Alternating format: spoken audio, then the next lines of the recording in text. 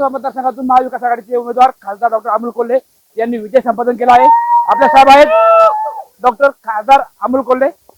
खासदार साहेब काय सांगाल, आपण या आठदरीच्या लढतीमध्ये विजय संपादित केलाय। हा सगळा शिरूर लोकसभा मतदारसंघातली मायबाप जनता आणि महाविकास आघाडीच्या सगळ्याच घटक पक्षाच्या या प्रत्येक कार्यकर्त्यांनी जी जीवापाड मेहनत घेतली त्याचं हे यश आहे।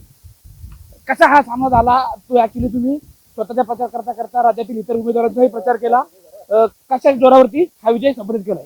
नाही, हा मायबाप जनतेच्या वर जो विश्वास होता त्या विश्वासाच्या जोरावर आणि आमच्या सर्व कार्यकर्त्यांनी जी जीवापाड मेहनत केली त्या विश्वासाच्या जोरावर हा विजय संपादन झाला। खरं तर भाजपने आपकी बार 400 बार असा नारा दिला होता, मात्र 400 बारची नारा देणारा भाजप 300च्या आतमध्ये थांबली आहे।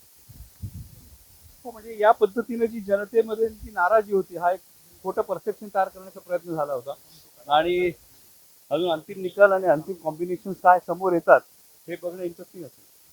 खरं तर उपमुख्यमंत्री अजित पवार यांनी तुमच्या विरोधात कडवं आव्हान उभं केलं होतं, तुम्हाला चॅलेंज केलं होतं, मात्र तुम्ही तर विजय संपादित केलाय।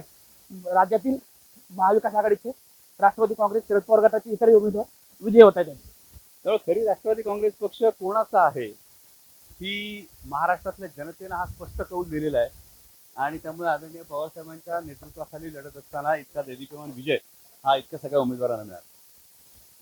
खरी राष्ट्रवादी काँग्रेस पक्ष कुणाचा हा जनतेने सिद्ध केलाय असं मत या ठिकाणी शिरूर लोकसभा मतदारसंघातील विजयी खासदार डॉक्टर अमोल कोल्हे यांनी व्यक्त केले। टाइम्स ऑफ मराठीसाठी सचिन तोडकर, रांजणगाव गणपती, पुणे।